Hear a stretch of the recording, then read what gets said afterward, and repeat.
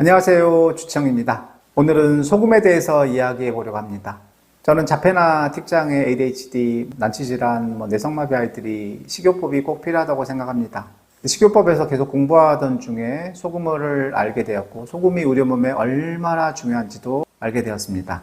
소금은 우리 몸에 신경 전달을 촉진시키게 되고, 그리고 근육을 이완시키고 수축하고, 소화효소 중에 HCl, 위산을 분비한다고 얘기합니다. 소금은 NaCl이라고 해서 몸으로 들어가면 Na, 나트륨과 Cl, 염소로 나눠지는데, 이 Cl 염소가 위산벽에 있는 세포와 결합을 하면서 HCl, 위산을 분비한다고 얘기합니다. 그러면 위산을 분비하게 되면 위산이 소화효소로서 지방단백질을 분해하지요. 그리고 위에 있는 미생물들, 나쁜 세균들을 살균하는 역할도 합니다. 그리고 몸에 노폐물 배출이라든지 다양한 역할을 한다고 합니다. 여기 오시는 부모님들과 이야기를 해보게 되면 소금에 대해서 그동안 부정적으로 생각했던 분들이 정말 많습니다. 저도 마찬가지 그랬고요. 그래서 소금이 부족한지, 얼마나 부족한지 검사를 해서 소금을 먹이기 시작했습니다. 그 효과가 생각보다 좀 놀라울 정도였거든요. 어떤 아이는 발음이 좋아진 아이가 있고 일주일 만에, 어떤 아이는 인지가 올라간 아이가 있고, 어떤 아이는 컨디션이 좋아져서 수면이 좋아진 아이도 있고, 변비였던 아이가 배변이 좋아져서 화장실을 편하게 간 아이도 있습니다. 손발에 땀이 나고 등에 머리에 땀이 났던 아이가 땀이 주는 것도 보았고, 일상생활이 편해지니까 문제행동도 줄어드는 걸 보았습니다. 단지 소금을 먹었을 뿐인데, 저는 이 과정을 보면서 많이 좀 반성을 했거든요. 그동안 우리는 자폐나 틱장애나 ADHD,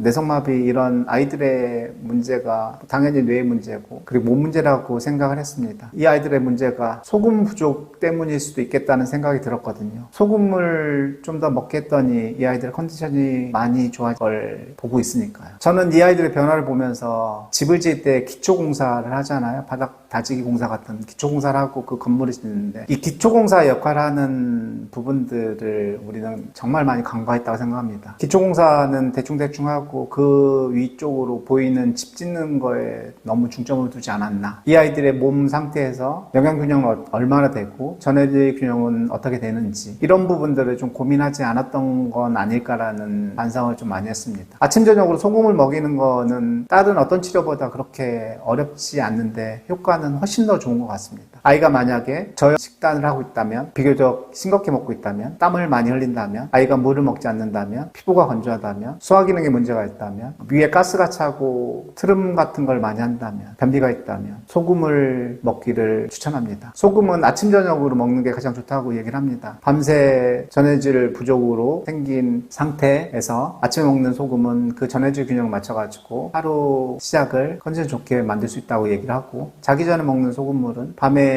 이런 불균형이 된 것들을 보충해주는 역할을 한다고 얘기를 합니다. 만약에 소금물을 못 먹는다면 캡슐에 소금을 넣어가지고 먹인 것도 괜찮고, 아니면 음식에 평상시보다 간을 조금 더 해서 먹이시면 좋을 것 같습니다. 전해질 균형이 맞으면 생각 이상으로 좋은 반응이 나타날 거라고 생각합니다.